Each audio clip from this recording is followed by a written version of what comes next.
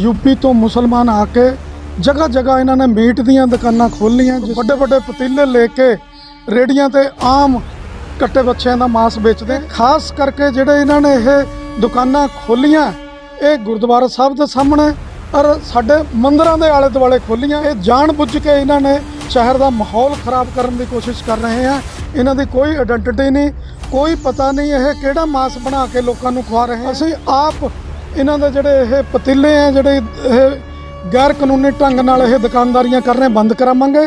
जे कोई माहौल खराब हुंदा तो फिर उहदा प्रशासन जिम्मेदार होगा। पता नहीं कित्थों साजिश के तहत राजपुरे के अंदर हज़ारां की तादाद के अंदर बस गए। जिहड़ी दुकान की कीमत मेरे ख्याल 10 लाख होनी, वो करोड़ रुपए की लैके ये खरीद के दुकानदारियां कर रहे हैं। सरकार नूं चाहीदा इन्हां दी इंक्वायरी क्यों नहीं करते। पर करोड़ों रुपया राजपुरे के अंदर प्रॉपर्टी खरीदी जा रही है मुसलमानों वालों। एक 100 साल पुरानी मस्जिद बंद पई सी, उहदे अंदर आके बंदा बढ़ गए ये जिन्हां दा कोई आइडेंटिटी नहीं, उत्थे आके नमाज़ां पढ़न लग गए। शहर का जिहड़ा माहौल है दिन पर दिन खराब होंदा जा रहा। धार्मिक यात्रा नहीं कढ़ सकांगे, अपना धार्मिक उत्सव नहीं मना सकांगे। तो सारे हिंदुओं को भी मेरी अपील है, सारे जाग जान, इन्हां नूं किसे नूं भी दुकान ना देन अपनी, नहीं तो आने वाले समय आपां नूं इहदा खमियाजा भुगतना। राजपुरा की पुलिस है ये बहुत ही नकम्मी पुलिस है। इसने बहुत पिछली सरकार च बहुत गुंडागर्दी का तांडव रचा। सैकड़ों इन्होंने जाली परचे किए। इत्थे सिर्फ कंबोज का गुंडा राज चलिया राजपुरे के अंदर, जिहड़ा माहौल खराब होया।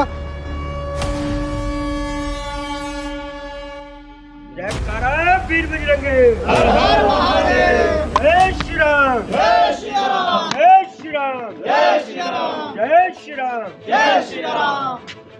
ਰਾਜਪੁਰਾ ਵਿੱਚ ਧਾਰਮਿਕ ਸਥਾਨਾਂ ਨੇੜੇ ਮੀਟ ਦੀਆਂ ਦੁਕਾਨਾਂ ਨੂੰ ਲੈ ਕੇ ਹਿੰਦੂ ਸੰਗਠਨਾਂ ਵਿੱਚ ਅੱਜ ਭਾਰੀ ਰੋਸ ਦੇਖਣ ਨੂੰ ਮਿਲਿਆ। ਜਦੋਂ ਅੱਜ ਰਾਜਪੁਰਾ ਸਬ ਡਿਵੀਜ਼ਨ ਕੰਪਲੈਕਸ ਵਿਖੇ ਪੰਜਾਬ ਦੀਆਂ ਹਿੰਦੂ ਜਥੇਬੰਦੀਆਂ ਨੇ ਡੀਐਸਪੀ ਰਾਜਪੁਰਾ ਗੁਰਬੰਸ ਸਿੰਘ ਬੈਂਸ ਨੂੰ ਰਾਜਪੁਰਾ ਸ਼ਹਿਰ ਵਿੱਚ ਧਾਰਮਿਕ ਸਥਾਨਾਂ ਦੇ ਨੇੜੇ ਚੱਲ ਰਹੀਆਂ ਨਜਾਇਜ਼ ਮੀਟ ਦੀਆਂ ਦੁਕਾਨਾਂ ਖਿਲਾਫ ਕਾਰਵਾਈ ਕਰਨ ਲਈ ਮੰਗ ਪੱਤਰ ਸੌਂਪਿਆ। ਇਸ ਮੌਕੇ ਹਿੰਦੂ ਜਥੇਬੰਦੀਆਂ ਸ਼ਿਵ ਸੈਨਾ ਪੰਜਾਬ ਅਤੇ ਬਜਰੰਗ ਦਲ, ਗਊ ਰਕਸ਼ਾ ਦਲ ਅਤੇ ਧਾਰਮਿਕ ਜਥੇਬੰਦੀਆਂ ਦੇ ਵੱਖ-ਵੱਖ ਮੈਂਬਰ ਹਾਜ਼ਰ ਸਨ। ਇਸ ਮੌਕੇ ਗਊ ਰਕਸ਼ਾ ਦਲ ਦੇ ਮੁਖੀ ਸਤੀਸ਼ ਰਾਜਪੁਰਾ ਅਤੇ ਸ਼ਿਵ ਸੈਨਾ ਪੰਜਾਬ ਪ੍ਰਧਾਨ ਸੰਜੀਵ ਰਾਜਪੁਰਾ ਨੇ ਕਿਹਾ ਕਿ ਜੇਕਰ ਪ੍ਰਸ਼ਾਸਨ ਨੇ ਇਸ ਸੰਬੰਧੀ ਕੋਈ ਕਾਰਵਾਈ ਨਾ ਕੀਤੀ ਤਾਂ ਹਿੰਦੂ ਸਮਾਜ ਆਪਣੇ ਤਰੀਕੇ ਨਾਲ ਐਕਸ਼ਨ ਲਏਗਾ ਅਤੇ ਜਿਸ ਦੀ ਜ਼ਿੰਮੇਵਾਰੀ ਸਥਾਨਕ ਪ੍ਰਸ਼ਾਸਨ ਦੀ ਹੋਵੇਗੀ, ਨਾ ਕਿ ਹਿੰਦੂ ਸੰਗਠਨਾਂ ਦੀ। सारी संगत नूं मेरी जय श्री राम। सब तो पहला तो मैं प्रैस का धन्नवादी हाँ। छोटे जे सुनेहे ते सारे राजपुरे का जिहड़ा मीडिया इत्थे हाज़र होया, बहुत बहुत धन्नवाद। ये जिहड़ा मसला है राजपुरा के अंदर काफ़ी समय तो असीं देख रहे हैं, यूपी तो मुसलमान आके जगह जगह इन्होंने मीट दीयां दुकानां खोलियां। जिस तरह कि तुसीं देखिया होना यूपी के अंदर सहारनपुर बड़े बड़े पतीले लेके रेहड़ियां ते आम कट्टे बच्चों का मांस बेचते हैं। इस तरह ही बड़े बड़े पतीले सड़कों पर इन्होंने रखे हुए हैं और शहर निवासियों का जीना दुभर किया होया। जदों उधर नूं लंघदे हैं तो समैल मारदी है, उल्टी आन नूं करदी है। तो ये खास करके जिहड़े इन्होंने ये दुकानां खोलियां ये गुरुद्वारा साहब के सामने और साडे मंदिरां दे आले दुआले खोलियां, जदों कि एक कानूनन 150 मीटर के एरिए च कोई भी धार्मिक स्थान के नेड़े मांस की दुकान नहीं खुल सकती। ये जान बुझ के इन्होंने शहर का माहौल खराब करने की कोशिश कर रहे हैं। इन्हां दी कोई आइडेंटिटी नहीं, कोई पता नहीं ये किहड़ा मांस बना के लोगों को खुआ रहे हैं। इस करके अज असीं डिप्टी साहब को आए सी, 6 महीने पहले भी असीं दरखास्त दी सी, SDM साहब नूं कोई कार्रवाई नहीं हुई। अज फिर शिव सेना होर कोई संगठन, विश्व हिंदू परिषद, बजरंग दल, सारे लोग इत्थे गऊ रक्षा दल समेत इकट्ठे हुए हैं। डिप्टी साहब नूं फिर दोबारा रिक्वेस्ट करी है तो असीं 1 हफ्ते का टाइम भी इन्हां नूं देवांगे।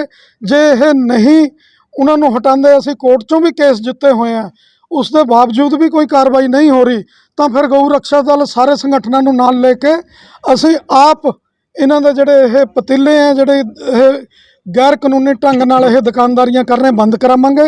जे कोई माहौल खराब हुंदा तो फिर उहदा प्रशासन जिम्मेवार होएगा। जी तुसीं जिहड़ा हैगा इह गल कीती है कि इन्हां बारे जिहड़े कि बाहरों जिहड़े आदमी आए हैं इत्थे राजपुरे दे विच भी GT रोड दे उत्ते रेहड़ियां लगियां हुंदियां शराबां दियां, नॉन वेज दियां, ਉਹ ਕੀ माहौल खराब नहीं करते? बिल्कुल सही गल है, मेरी नॉलेज च नहीं है। जिथे सानू उन्हां दा पता लग्या जे ਵੀ ਰੇਹੜੀਆਂ ਵੀ ਮੰਦਰਾਂ ਦੇ ਨੇੜੇ ਖੜੀਆਂ ਉਹਨਾਂ ਦੇ ਖਿਲਾਫ ਵੀ ਅਸੀਂ ਦੇਵਾਂਗੇ। ਵੈਸੇ ਜਿੰਨੀਆਂ ਵੀ ਮਾਸ ਦੀਆਂ ਦੁਕਾਨਾਂ ਉਹਨਾਂ ਦਾ ਅਸੀਂ ਕੇਸ ਪਾਇਆ ਸੀ, ਐਸਡੀਐਮ ਸਾਹਿਬ ਕੋਲ ਕੇਸ ਜਿੱਤ ਗਏ ਸੀ ਤੇ ਐਸਡੀਐਮ ਸਾਹਿਬ ਨੇ ਈਓ ਨੂੰ ਆਰਡਰ ਕਰੇ ਹੋਏ ਆ, ਸਾਲ ਹੋ ਗਿਆ ਕੋਈ ਕਾਰਵਾਈ ਨਹੀਂ ਕਰੀ ਦੁਕਾਨਾਂ ਬੰਦ ਕਰਾਉਣ ਦੀ। ਤੇ ਇਹ ਕਾਰਵਾਈ ਇਸ ਤਰ੍ਹਾਂ ਹੀ ਇਹ ਲਾਰਾ ਲੱਪਾ ਲਾ ਕੇ ਇਸ ਤਰ੍ਹਾਂ ਹੀ ਚੱਲੀ ਜਾ ਰਿਹਾ ਹੈ। ਪਰ ਹੁਣ ਅਸੀਂ ਇਹ ਬਰਦਾਸ਼ਤ ਤੋਂ ਬਾਹਰ ਹੈ। ਇਹ ਜਿਹੜੇ ਕੰਮ ਹੈ ਸਾਡੇ ਧਰਮ ਦੇ ਖਿਲਾਫ ਹੈ। ਤੇ ਅੱਜ ਕੱਲ੍ਹ ਨਰਾਤੇ ਚੱਲ ਰਹੇ ਆ, ਇਹ ਪਤੀਲੇ ਲੈ ਕੇ ਜਦੋਂ ਅਸੀਂ ਲੰਘਦੇ ਹਾਂ ਮੰਦਿਰ ਨੂੰ ਜਾਣਾ ਹੁੰਦਾ ਤਾਂ ਸਾਡੇ ਅੰਦਰ ਇਹਨਾਂ ਦੇ ਮਾਸ ਦੀ ਸਮੈਲ ਜਾਂਦੀ ਹੈ, ਸਾਨੂੰ ਉਲਟੀਆਂ ਲੱਗਦੀਆਂ। ਬਹੁਤ ਸਾਡਾ ਇਹ ਜੀਣਾ ਦੁੱਭਰ ਕਰਦੇ ਆ ਇਹਨਾਂ ਲੋਕਾਂ ਨੇ। ਪਤਾ ਨਹੀਂ ਕਿੱਥੋਂ ਸਾਜ਼ਿਸ਼ ਦੇ ਤਹਿਤ ਰਾਜਪੁਰੇ ਦੇ ਅੰਦਰ ਹਜ਼ਾਰਾਂ ਦੀ ਤਾਦਾਦ 'ਚ ਅੰਦਰ ਵਸ ਗਏ ਹੈ। ਤੇ ਜਿਹੜੀ ਦੁਕਾਨ ਦੀ ਕੀਮਤ ਮੇਰੇ ਖਿਆਲ 10 ਲੱਖ ਹੋਣੀ, ਉਹ ਕਰੋੜ ਰੁਪਏ ਦੀ ਲੈ ਕੇ ਇਹ ਖਰੀਦ ਕੇ ਦੁਕਾਨਦਾਰੀਆਂ ਕਰ ਰਹੇ ਆ। ਸਰਕਾਰ ਨੂੰ ਚਾਹੀਦਾ ਇਹਨਾਂ ਦੀ ਇਨਕੁਆਇਰੀ ਕਿਉਂ ਨਹੀਂ ਕਰਦੇ। ਸ਼ਹਿਰ 'ਚੋਂ ਕੋਈ ਬੰਦਾ ਕਾਰ ਲੈ ਲੈਂਦਾ ਤਾਂ ਉਹਦੇ ਚਾਰੋਂ ਪਾਸੇ ਇਨਕਮ ਟੈਕਸ ਕੀ ਪੁਲਿਸ ਦੀ ਨਿਗਾਹ ਵੀ ਹੋ ਜਾਂਦੀ ਹੈ, ਇਹਦੇ ਕੋਲ ਪੈਸਾ ਕਿੱਥੋਂ ਆਇਆ। ਪਰ ਕਰੋੜਾਂ ਰੁਪਈਆ ਰਾਜਪੁਰੇ ਦੇ ਅੰਦਰ ਪ੍ਰੋਪਰਟੀ ਖਰੀਦੀ ਜਾ ਰਹੀ ਹੈ ਮੁਸਲਮਾਨਾਂ ਵੱਲੋਂ, ਉਹਦੇ ਵੱਲ ਕੋਈ ਧਿਆਨ ਨਹੀਂ ਦੇ ਰਿਹਾ। ਇੱਕ 100 ਸਾਲ ਪੁਰਾਣੀ ਮਸਜਿਦ ਬੰਦ ਪਈ ਸੀ, ਉਹਦੇ ਅੰਦਰ ਆ ਕੇ ਬੰਦਾ ਵੜ ਗਏ ਇਹ ਜਿਹਨਾਂ ਦਾ ਕੋਈ ਆਇਡੈਂਟੀਟੀ ਨਹੀਂ, ਉੱਥੇ ਆ ਕੇ ਨਮਾਜ਼ਾਂ ਪੜ੍ਹਨ ਲੱਗ ਗਏ। ਤੇ ਜਿੱਥੇ ਕਿ ਕੋਈ ਵੀ ਮੁਸਲਮਾਨ ਦਾ ਘਰ ਨਹੀਂ ਹੈ, ਸਾਰੇ ਹਿੰਦੂ ਸਿੱਖਾਂ ਦੇ ਘਰ ਹੈ। ਤੇ ਇਹ ਸ਼ਹਿਰ ਦਾ ਜਿਹੜਾ ਮਾਹੌਲ ਹੈ ਦਿਨ ਪਰ ਦਿਨ ਖਰਾਬ ਹੁੰਦਾ ਜਾ ਰਿਹਾ। ਆਉਣ ਵਾਲੇ ਸਮੇਂ 'ਚ ਇਹ ਨਾ ਹੋਵੇ ਜਿਸ ਤਰ੍ਹਾਂ ਰਾਜਸਥਾਨ ਦੇ ਅੰਦਰ ਇੱਕ ਘਟਨਾ ਹੋਈ ਹੈ, ਜਦੋਂ ਯਾਤਰਾ ਕੱਢੀ ਤਾਂ ਲੋਕਾਂ ਦੇ ਸਿਰਾਂ 'ਚ ਇਹਨਾਂ ਨੇ ਪੱਥਰਬਾਜ਼ੀ ਕਰਕੇ। ਮੈਨੂੰ ਲੱਗਦਾ ਆਉਣ ਵਾਲੇ ਸਮੇਂ 'ਚ ਰਾਜਪੁਰੇ ਦਾ ਵੀ ਇਹੀ ਹਾਲ ਹੋਣਾ। ਅਸੀਂ ਕੋਈ ਧਾਰਮਿਕ ਯਾਤਰਾ ਨਹੀਂ ਕੱਢ ਸਕਾਂਗੇ, ਆਪਣਾ ਧਾਰਮਿਕ ਉਤਸਵ ਨਹੀਂ ਮਨਾ ਸਕਾਂਗੇ। ਤੇ ਸਾਰੇ ਹਿੰਦੂਆਂ ਨੂੰ ਵੀ ਮੇਰੀ ਅਪੀਲ ਹੈ, ਸਾਰੇ ਜਾਗ ਜਾਣ ਤੇ ਧਿਆਨ ਦੇਣ ਤੇ ਇਹਨਾਂ ਨੂੰ ਕਿਸੇ ਨੂੰ ਵੀ ਦੁਕਾਨ ਨਾ ਦੇਣ ਆਪਣੀ, ਨਹੀਂ ਤਾਂ ਆਉਣ ਵਾਲੇ ਸਮੇਂ ਆਪਾਂ ਨੂੰ ਇਹਦਾ ਖਮਿਆਜਾ ਭੁਗਤਣਾ ਪਏਗਾ। ਕੋਈ ਸ਼੍ਰੋਮਣੀ ਕਮੇਟੀ ਨੂੰ ਵੀ ਸ਼ਿਕਾਇਤ ਕਰੀ ਕੋਈ? ਬਿਲਕੁਲ ਕੀਤੀ ਸੀ, ਐਸਜੀਪੀਸੀ ਨੂੰ ਅਸੀਂ ਇਹਦੀ ਜਿਹੜੀ ਗੁਰਦੁਆਰਾ ਸਾਹਿਬ ਦੇ ਸਾਹਮਣੇ ਦੁਕਾਨ ਹੈ ਉਹਨਾਂ ਨੂੰ ਸ਼ਿਕਾਇਤ ਕੀਤੀ ਸੀ, ਉਹਨਾਂ ਦਾ ਵੀ ਇਤਰਾਜ਼ ਆਇਆ, ਉਹਦੇ ਬਾਵਜੂਦ ਵੀ ਕੋਈ ਕਾਰਵਾਈ ਨਹੀਂ ਹੋਈ। ਜਿਹੜੀ ਤੁਸੀਂ ਇੱਕ ਹਫ਼ਤੇ ਦੀ ਗੱਲ ਕਰੀ ਆ ਵੀ ਅਸੀਂ ਇਹਨਾਂ ਨੂੰ ਟਾਈਮ ਦੇਵਾਂਗੇ, ਇਹ ਤੁਸੀਂ ਮੈਮੋਰੈਂਡਮ ਵਿੱਚ ਹੀ ਪਾਇਆ? ਨਹੀਂ, ਮੈਮੋਰੈਂਡਮ ਵਿੱਚ ਟਾਈਮ ਨਹੀਂ ਪਾਇਆ ਅਸੀਂ। ਇਹ ਇਸ ਤਰ੍ਹਾਂ ਚੰਗਾ ਨਹੀਂ ਲੱਗਦਾ, ਆਪਾਂ ਪਹਿਲਾਂ ਹੀ ਉਹਨਾਂ 'ਤੇ ਦਬਾਅ ਪਾਈਏ। ਅਸੀਂ ਪਹਿਲਾਂ ਦੇਖਾਂਗੇ, ਆਰਾਮ ਨਾਲ ਕਾਨੂੰਨ ਦੇ ਦਾਇਰੇ 'ਚ ਰਹਿ ਕੇ ਅਸੀਂ ਕਾਰਵਾਈ ਕਰ ਰਹੇ ਹਾਂ। 6 ਮਹੀਨੇ ਤੋਂ ਲੱਗੇ ਹੋਏ ਆ। ਤੇ ਜੇ ਫਿਰ ਵੀ ਤੁਸੀਂ ਜੇ ਪ੍ਰਸ਼ਾਸਨ ਨਹੀਂ ਇਸ ਵੱਲ ਗੌਰ ਕਰਦਾ ਤਾਂ ਫਿਰ ਸਾਨੂੰ ਕੋਈ ਨਾ ਕੋਈ ਕਦਮ अपने लेवल पे चकना पड़ सकता है। मानते भी सरकार की भी कोई इस पर आशीर्वाद है इन लोगों को?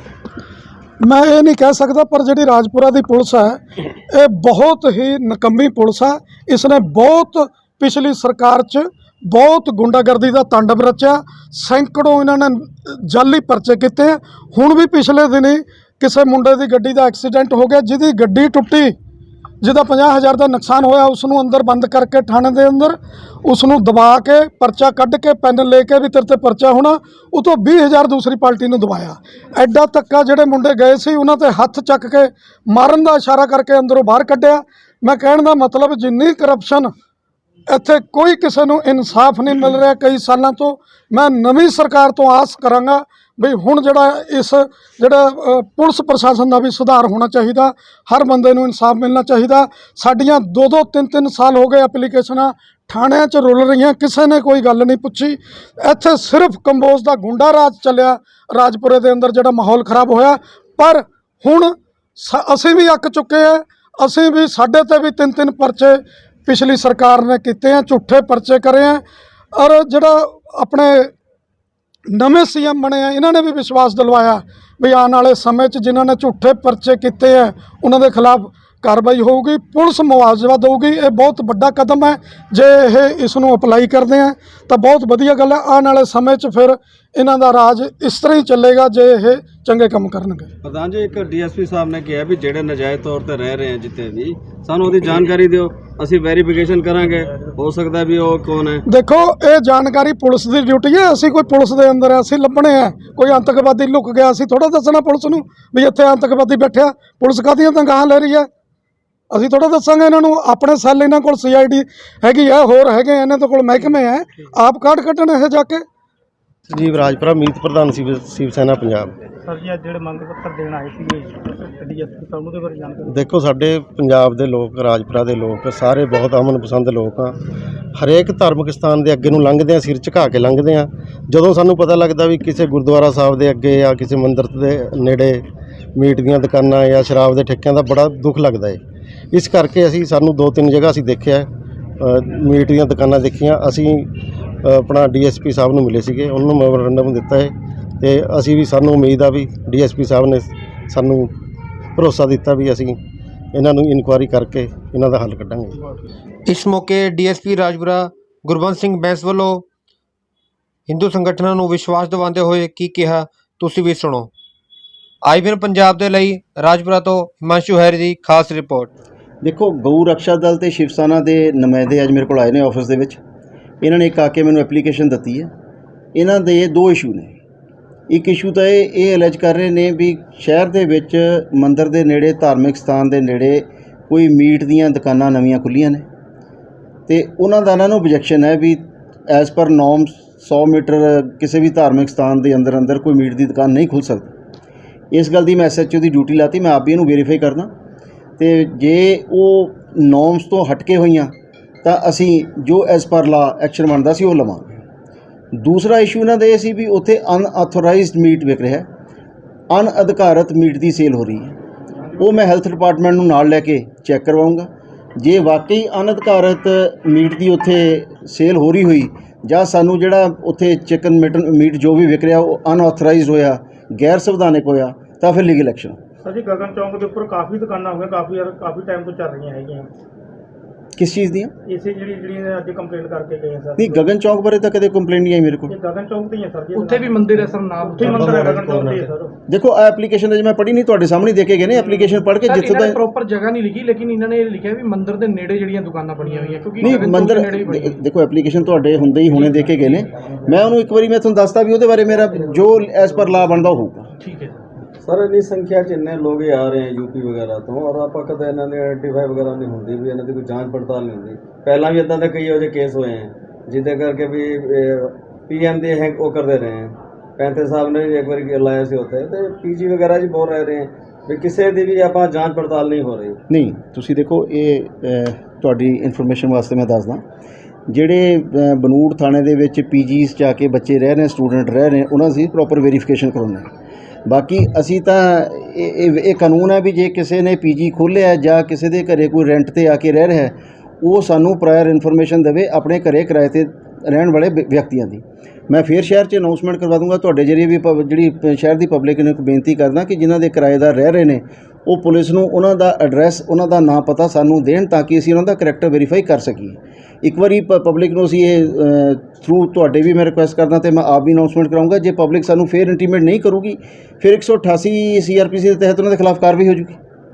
ਜਿਹੜੀ ਗੱਲ ਹੈਗੀ ਹੈ UP ਜਾਂ ਬਿਹਾਰ 'ਚ ਆਉਣ ਤੋਂ, ਦੇਖੋ ਸੈਕੂਲਰ ਕੰਟਰੀ ਹੈ, ਮੈਂ ਕਿਸੇ ਵੀ ਸਟੇਟ ਦੇ ਬੰਦੇ ਨੂੰ ਇੱਥੋਂ ਆਉਣ ਤੋਂ ਅਸੀਂ ਨਹੀਂ ਰੋਕ ਸਕਦੇ।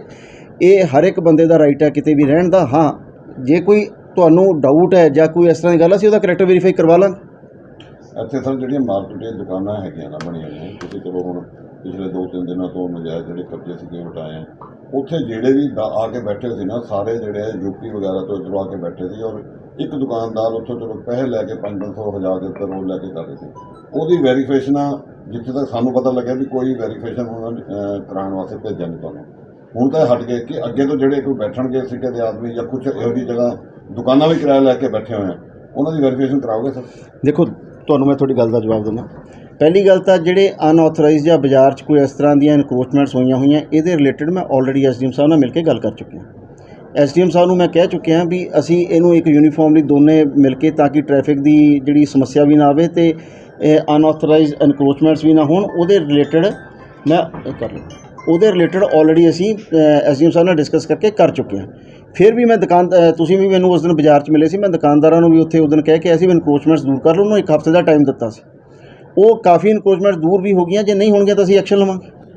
ਸ਼ਹਿਰ ਵਾਸੀਆਂ ਨੂੰ ਇਹੀ ਅਪੀਲ ਹੈ ਜੀ ਵੀ ਪ੍ਰਸ਼ਾਸਨ 'ਤੇ ਵਿਸ਼ਵਾਸ ਰੱਖਣ, ਲਾਅ ਐਂਡ ਆਰਡਰ ਨੂੰ ਆਪ ਮੰਨਣ ਅਤੇ ਸਾਡਾ ਸਹਿਯੋਗ ਦਿਓ, ਅਤੇ ਜਿਹੜੀ ਕਾਨੂੰਨ ਵਿਵਸਥਾ ਹੈ ਉਹ ਪੂਰਨ ਤੌਰ 'ਤੇ ਸ਼ਹਿਰ 'ਚ ਪੁਰਅਮਨ ਅਤੇ ਪੀਸਫੁਲ ਰੱਖੀ ਜਾਵੇ।